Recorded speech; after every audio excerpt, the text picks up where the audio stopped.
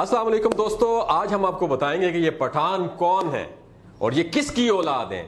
ملګرو نن مزه تاسو ته خیم چې دا پښتانه څوک دي، دا کوم ځای راغلي دي، او ان شاء الله دا ویڈیو به آخر پورا ګوري، تاسو ته به ډیر زیات انفارمیشن ملاويږي. یاد رکھیے دوستو، پٹھان یا پشتون وہ قوم ہے جو پوری دنیا میں غیرت اور بہادری کی مثال سمجھی جاتی ہے. تاریخ گواہ ہے کہ نہ تو کسی یہ بادشاہ سے ڈرے ہیں اور نہ ہی کبھی کسی ظالم حکمران کا خوف طاری ہوا ہے ان کے اوپر. دنیا میں اب تک کئی بڑی بڑی اقوام نے متعدد بار، لاتعداد بار پٹھانوں کو زیر کرنے کی کوشش کی ہے، مگر سب کے سب ناکام رہے ہیں. اور آدھی دنیا فتح کرنے والے الیگزینڈر سکندر اعظم نے بھی جب افغانستان کے اندر اپنا قدم رکھا تو پٹھانوں نے دنیا کی سب سے بڑی منظم فوج کو بھی دھول چٹا دی، اور یہ سلسلہ امریکہ کو افغانستان سے بھگانے کی صورت میں آج تک ایسے ہی جاری ہے. لیکن خبر ادا جدے پختانے دی سوک آخرکار یہ پٹھان ہیں کون، اور یہ کس نسل سے تعلق رکھتے ہیں، اور یہ کس نبی کی امت میں سے ہیں، اور رسول اللہ صلی اللہ علیہ وآلہ وسلم نے ان لوگوں کے لیے کیا دعا فرمائی تھی. آج کی اس ویڈیو میں ہم آپ کو دنیا کی اس بہادر قوم کے بارے میں ڈسکس کریں گے جس کو دنیا پٹھان اور افغان کہتی ہے. دوستو افغان اس لیے کہتے ہیں کہ افغان حضرت سلیمان علیہ السلام کے ایک بیٹے کا نام تھا، اور ان کو جنات کی زبان کافی پسند آیا کرتی تھی. لہٰذا انہوں نے اپنے والد سلیمان علیہ السلام سے کہا کہ آپ جنات کو آرڈر پاس کریں کہ مجھے اپنی زبان سکھائیں. لہٰذا حضرت سلیمان علیہ السلام کے حکم پر جنات نے افغان کو ان کی زبان سکھائی. آپ نے اکثر دیکھا ہوگا اپنے علاقے میں لوگ کہتے ہیں کہ یار یہ پشتو جو ہے نا یہ تو جنوں کی زبان ہے، اس کے پیچھے لاجک بھی یہی ہے، اور بعد میں یہی زبان پختون کے نام سے مشہور ہوئی.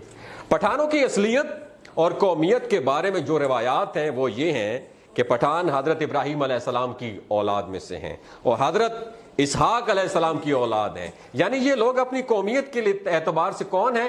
بنی اسرائیل ہیں. دراصل حضرت یعقوب علیہ السلام کا لقب اسرائیل تھا، اس لیے ان کی اولاد کو بنی اسرائیل کہا جاتا ہے. حضرت یعقوب علیہ السلام کے کتنے بیٹے تھے؟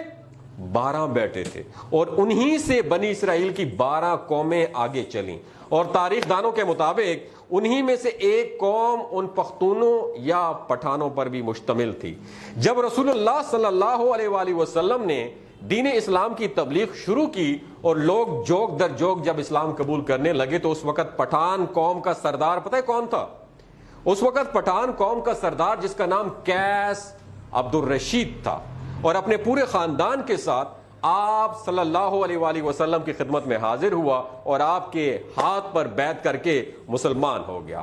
اب جو کہ قیس ایک عبرانی لفظ ہے، لہٰذا آپ نے اس کو تبدیل کر کے عبد الرشید نام کو پسند فرمایا، اور یوں حضرت قیس عبد الرشید نے اپنے پورے قبیلے کے ساتھ اسلام قبول کر لیا، اور اس طریقے سے انہیں پہلے پختون صحابی ہونے کا اعزاز حاصل ہوا. آج دنیا میں دوستو یاد رکھیے، دماغ کی کھڑکیوں کو کھول کے یاد رکھیے گا، آج دنیا میں پختون، پٹھان، افغان وہ واحد قوم ہے جس میں اسلام کے علاوہ کوئی اور دوسرا مذہب موجود نہیں ہے. اور اگر آپ کسی پختون سے، پٹھان سے پوچھیں گے کہ وہ مسلمان ہے یا پختون، تو آپ کو جواب کچھ اس طرح ملے گا کہ آپ کی دماغ کی کھڑکیاں کھل جائیں گی کہ ہم لوگ پچھلے 5000 سال سے پٹھان، پختون اور افغان ہیں، جبکہ پچھلے 1400 سال سے ہم مسلمان ہیں. اب سوال یہ پیدا ہوتا ہے کہ افغان قوم کو پٹھان کیوں کہا جاتا ہے؟ تو اس کے پیچھے کچھ واقعہ یوں ہے کہ جب کافروں نے مکہ مکرمہ پر قبضہ کر لیا تو رسول اللہ صلی اللہ علیہ وآلہ وسلم نے حضرت خالد بن ولید کو آرڈر پاس کیا کہ جاؤ اور اپنے افغان بھائیوں کو جہاد پر بلا لاؤ. لہذا حضرت خالد بن ولید کہاں گئے؟ افغانستان کی طرف روانہ ہوئے، اور افغانی سردار قیس عبد الرشید کو رسول اللہ صلی اللہ علیہ وآلہ وسلم کا پیغام ارسال کیا، اور پھر جلد ہی قیس عبد الرشید کی قیادت میں افغانستان سے پختونوں کا ایک بہت بڑا لشکر مکہ مکرمہ کی طرف روانہ ہو گیا. شام کو حضرت خالد بن ولید نے آپ صلی اللہ علیہ وآلہ وسلم کو یہ خوشخبری، گڈ نیوز سنائی کہ افغانیوں نے آتے ہی مشرکین کا قتل عام شروع کر دیا ہے، اور تمام کافروں کا صفایا کر کے اب افغانی مکہ مکرمہ پر قابض ہو چکے ہیں. جب رسول اللہ صلی اللہ علیہ وسلم نے یہ سنا تو اس وقت آپ کی زبان مبارکہ سے یہ الفاظ نکلے، پتہ ہے کون سے الفاظ تھے؟ بطان، کون سے الفاظ تھے؟ بتان. پھر آپ صلی اللہ علیہ وآلہ وسلم نے فرمایا کہ اللہ ان کی آل اولاد کو فروغ بخشے گا اور ان کے قبیلے کی طاقت اور تعداد، اسٹرینتھ سب سے زیادہ ہوگی. اس کے بعد آپ صلی اللہ علیہ وسلم نے فرمایا کہ اس مرد یعنی پہلے پختون صحابی قیس عبد الرشید کی نسلوں میں سے ایک عظیم قبیلہ پیدا ہو جس کے افراد قیامت تک سلامتی اور اتحاد کے ساتھ شریعت اسلامی پر ثابت قدم رہیں گے. اب لفظ میں بتاتا ہوں کہ یہ جو لفظ آپ صلی اللہ علیہ وسلم نے فرمایا نا کہ بتان، بتان ایک عربی زبان کا لفظ ہے جس کا مطلب ایک ایسی سخت لکڑی ہوتی ہے جو کہ بڑے بڑے سمندری جہازوں میں لگائی جاتی ہے، جس کو سمندر کا خطرناک پانی بھی ڈیمیج نہیں کر سکتا. یعنی پٹھانوں کو ان کا یہ نام خود آپ محمد صلی اللہ علیہ وسلم نے دیا تھا، اور جب یہ لفظ بتان برصغیر میں پہنچا تو بتان سے ہوتا ہوا کیا بن گیا؟ پٹھان ہو گیا. آج اس قوم کو فارسی میں پشتون اور ان کی مقامی زبان میں جہاں ہم رہتے ہیں پختون اور اردو زبان میں پٹھان کہہ کے پکارا جاتا ہے. یہ قوم پوری دنیا کے مختلف علاقوں میں پھیلی ہوئی ایک غیرت مند قوم شمار کی جاتی ہے جس میں افغانستان، پاکستان اور بھارت اول نمبر پر آتے ہیں. پٹھانوں نے قیام پاکستان کے اندر بھی بھرپور حصہ لیا تھا، اور بعض انگریز مورخین کا ماننا ہے کہ یہ پٹھان قوم آرجینیا کے کسی حصے میں رہا کرتی تھی، اور آرجینیا کے لوگوں کا بھی یہی کہنا ہے کہ پٹھان قوم انہی کا ایک حصہ ہے.